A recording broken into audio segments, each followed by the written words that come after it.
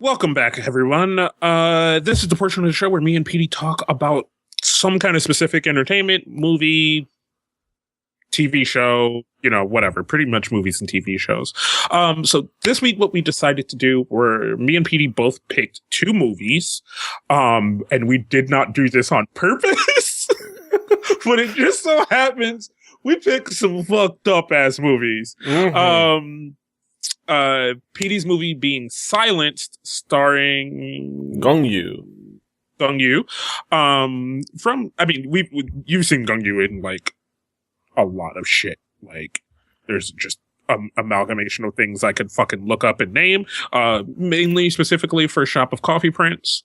And what else? What else is like kind of the big thing that he was in? That I'm trying to think of.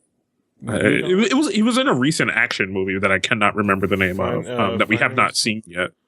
He was in a recent action movie. I could look it up quickly, but yeah, he's been in a bunch of dramas, movies, different styles of movies. He's a fantastic actor, and kind of shows it in this movie too. Definitely. Mm-hmm. All right, so yeah, and it's Silenced. Silenced is an interesting, cool movie. It's a very intense movie. It's about Gong Yu's character being a new teacher in a school for the deaf, and slowly finding out that things aren't quite as they seem when he shows up. I don't know if it's slowly. Like it ramped up a lot quicker than I thought it was going to. And it kind of hits this high and stays at that pace till the end. And then it kind of starts to lull a little bit. But like, there's like a ramp up and you kind of stay there at this, kind of height of the movie. Because like, once he sees one thing, everything just kind of opens up to him like a flower, and it's just kind of this progressive thing. And it kind of goes into the weirdness because like there were things that for me, and I'm going to take this perspective on it, right? There were things for me as an American, right? That he was seeing happen, but people were passing off as like, no, this is normal.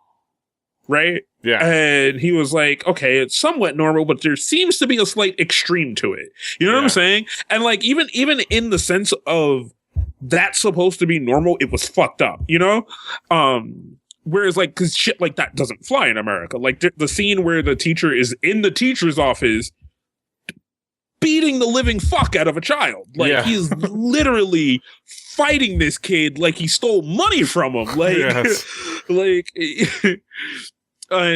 and he kind of walks in and he's just like, what's up? And he's like, oh, he snuck out. So, I'm disciplining him. And it's like, okay, I guess that's cool, but like, you're hitting them kind of hard, and it's just like, and you kind of see these things in Korean culture of just like kind of the like physical force discipline a lot. You know what I'm saying? Especially like in dramas and movies and things like that. It seems to be like an acceptable level of physical discipline. Yeah. I'm trying to think like what else, like, and even the part where the little girl takes him down to the wash facility and the lady is stuffing a girl in a fucking washing machine while it's on. And she's like, oh, like, what's your fucking issue? And he's like, you're like, what is your fucking issue, lady? Like, you're fucking crazy. And she's like, no, I'm discipline, like everybody kept using discipline as like this crutch to like get away with what they were doing. You know what I'm saying? And then the other thing that got to me was trying to math out like background characters. Yeah. Because when he's in the like teacher's lounge beating the shit out of this kid, right? Like there were other teachers around, but like nobody looked up. You know what I'm saying? It's like, and I'm just like, are you that defeated already? Yeah. Or like, are you like in on it? Are you bought in? Right. Part of the mentality, and it's just these moments where it's just like you start to notice the the fucked upness that is involved in this school as you go along. Just though that level, it's like, okay, this is pretty fucked up, but hey, there might be something more going on, like beyond this.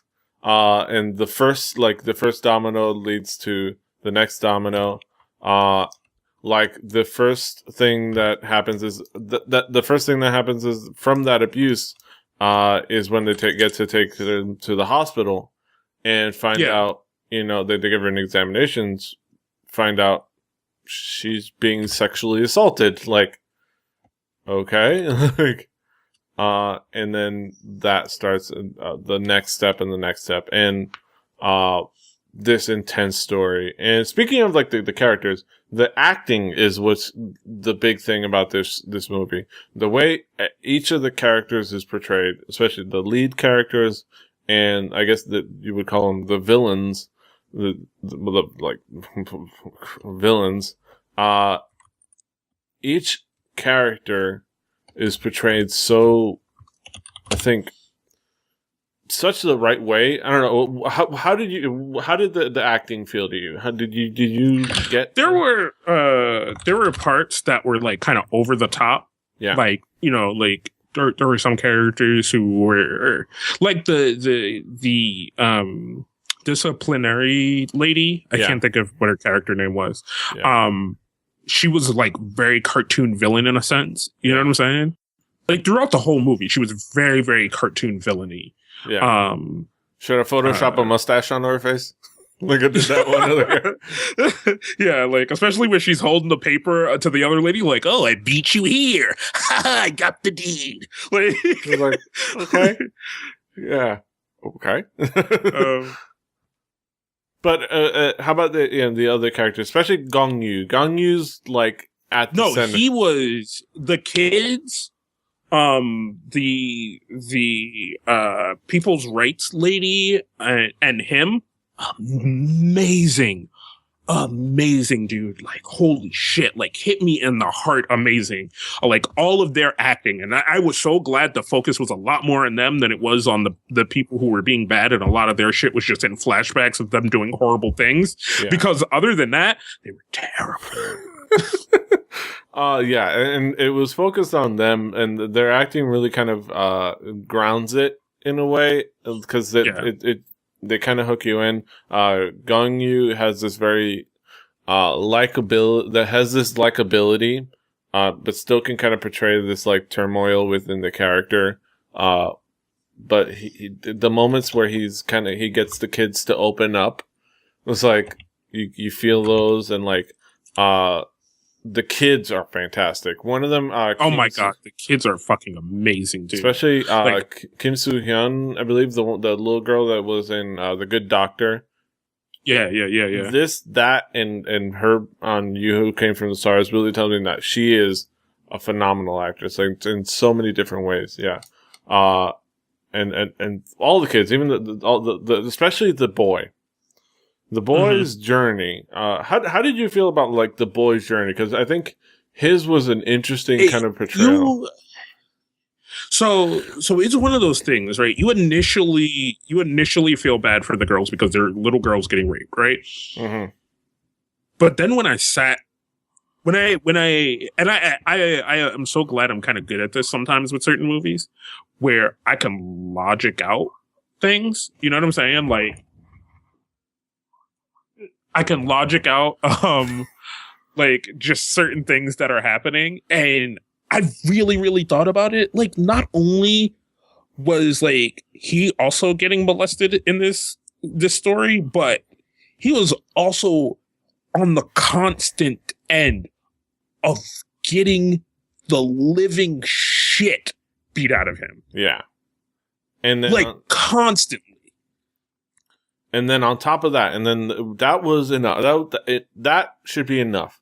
On top of that, because of this abuse, he ends up losing his little brother. Like, right. Because one of the first things you see in this movie, and this is not a spoiler, one of the first things you see is the little one standing in front of a train and getting run over. Right. Like, and basically killing himself. Because, like, all right, it's like, I'm done. And that is, like, the first the first domino. I think that first pre-domino to fall. And that was the like. I think that was like that extra insult to injury for that, where it's like, on top of all this emotional turmoil you go through, you lose like the only person you had. Like, the only person you had in this world was your little brother. You could look out for him. You could try to protect him. You could, take shots for him. He would gladly take some of the abuse for him if he could. Because that's what he is my donseng. Like, he's my little brother. That he's my responsibility. All we've got is each other. So, but he loses him, and it almost feels like he fails. And then the big parts of the journey is not just the abuse, but because the discovery of the abuse happens, like you said, quickly, and then intensifies in the movie, and then from then on there you get into the justice. Like, you get the law, and now you get the order, and then you get the courtroom scenes. Right. How was that for you? Did you feel like the tension in the courtroom, even say without the flashbacks, the tension of what was happening there and kind of the machinations? How was that for you? The flashbacks is what sells it. The courtroom shit, like, had moments where it was really shittily overacted. You know what I'm saying? Like, especially if you've seen a good episode of Law and Order and they pay a lot of attention to kind of courtroom proceedings and how things roll out. And like the beginning of the courtroom stuff where it's like, okay, I object to this. Oh, then, this, that, and the other. And it's kind of this railed back and forth or whatever, like in a courtroom, or you see a really calm courtroom, or you see something where it's like all over the headlines, blah, blah, blah, blah, blah. Like, this kind of story would have been all over the headlines. So you kind of have this feeling of like, okay, like, shit's going on, and everybody wants to know, what's what. And, you have these people who are upstanding people in the community. So there's people who are behind them. And then the kind of joke is thing of like, the people who were behind the death kids were death people. Yeah. And I know it wasn't meant to be a joke, but it was kind of at times presented that way, Yeah, it was odd. Like, I think I understood that it was like, okay, the fact that I think it was those moments were maybe to portray how the cards were stacked against them in each step of the way. Like, every step of the way in the legal part of everything, the cards were stacked against them. Like, the first thing you see is like, hey, there's nobody to sign for these groups of deaf people. Like, this is deals with deaf kids. They're gonna have some people with them that are deaf. Like, you have no accommodation for no accessibility options for them and these people that are here to for this important case. And I think that partly is to kind of use it as a device to display the kind of cards are stacked against them, kind of the obstacle that they're facing, the uphill climb and whatnot. I don't know. I don't know if it came across that way, but I think that's what it was supposed to be. Right. But yeah, and of course, like the justice system part, it all culminates in kind of the, it all seems like it's going, all right, they got their evidence in place. They have that, they have that eureka evidence at the end. And it almost feels like that was supposed to, because they didn't stack, they did the smart thing where they didn't give them all the evidence and make it seem like they were a sure thing. They made it so like they had an obstacle ahead of them, obstacle, clear that obstacle. And then, all right, here's this last thing. And usually when you see, okay, this is this last eureka piece of evidence, this is where things turn around for them and then they win. Mm-hmm. Except they don't. Right. Because everybody gets bought out. You know what I'm saying? Like, that's what it showed. It showed money is power. You know what I'm saying? Like, and if you got the money, you got the power. And everybody who's supposed to be on the side of justice in that movie, except for the people who were literally on the side of justice and have the backs of these kids, gets bought out. Yeah. even like their lawyer, like gets bought out with a lofty position, and then you get to deal with the emotional aftermath of that, and that was what was huge important thing, was the emotional aftermath and how each kid dealt with it, especially like the one kid who's the boy, because during the whole proceeding. The whole procedures, a part of the system was a part of the thing that the obstacle that they were going up against was the fact that if they could reach a settlement, they wouldn't face time. So they reach a settlement with the one kid, I think parents, and then they find the one kid's grandmother and pay her off. You know, I think grandmother or grandfather.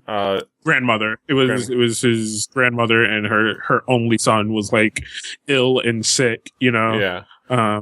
And they used that, and they bought... Because that's the part I'm talking about, where the lady comes walking out, and she's like, "Oh, I beat you to it. I got the deed to the house." Like, you fucking cartoon-ass villain. Get out of here. Yeah. Like, you're ruining my movie. Yeah, and but that moment comes after that. The moment that comes after that is the kid's amazing acting performance, signing with Gong-yu, like... Gong-yu's character telling her, well, you know, trying to be in, like, because a guy that works with kids, he didn't like say like, "All right, man, she messed up," and like this, like that. So he said like, "No, your grandma forgave them. You know, she kind of turned the other leaf. You know, they didn't work out, but you know, she decided to forgive. Sometimes that's a good thing. Sometimes that's the right thing." And he's like, "What? Forgive? Right. Who forgave? I didn't forgive. My little brother didn't forgive. What forgiveness?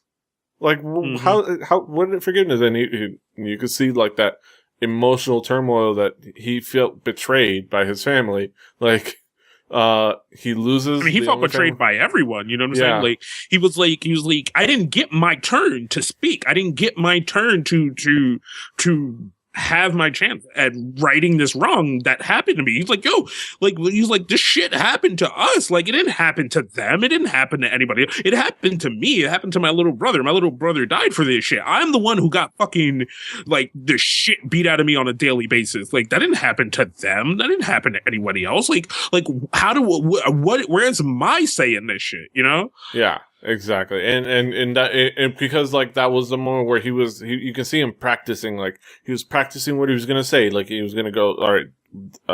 He walked up to him and was like, "All right, I'm not sure about these questions." All right, he's very intense. He really wanted to make sure he got everything right, and then he has that all like taken out from under him. And I think in the aftermath, you see how different characters deal with the situation. And the scene where the boy goes after, like, the guy, like, he just says, "Well, you know what? I'm gonna have to cut a nigga. I'm gonna have to cut somebody, you know? Stab, stab." And he walks up to him, stabs him, and takes him out. And they go out, like, and you see Gong-yu's character come up to the scenes, like, and lose, and the fact that, like, he wanted him to, like, turn the other cheek, but like this is not the way, but then he has to watch him get run over by the train, right? And I mean, like that kid's plan was to just like, he knew he was going. He's like, I'm you're going with me. That's like, he's like, that is our option, bro. Like, you are coming with me, like, because like he's like, we're both going. And he fought for it, dude. He's like, "I am taking you with me. There is no way out of this for you." Yeah. Like, he's like, "I'm gonna get mine. Yeah. And of course, that was one way to react to it. And there was further after. Well, you even see how the girl's reaction, right? Like, the one girl, she has the one we were talking about, seeing Good Doctor, all these other things, like, you know, really good. Her character's reaction to it is kind of the reaction we get in everything. You know, this is the reaction you see from the girl who gets raped in like Law and Order, and then like wants to, you know, see what happened to her, brought to justice, and shit like that. And then you have the other girl who's been going through it for so long. You know what I'm saying? Like, like that it in a sense is normal in her head, and there's a trigger to it, and her trigger becomes food, you know? So like everything of her is just like, you know what, eat the pain away, you know? Like, cause anytime you see her, like where she should like be freaked out, she has like candy or food or something like that. But when she doesn't have that crutch, she's fucking terrified.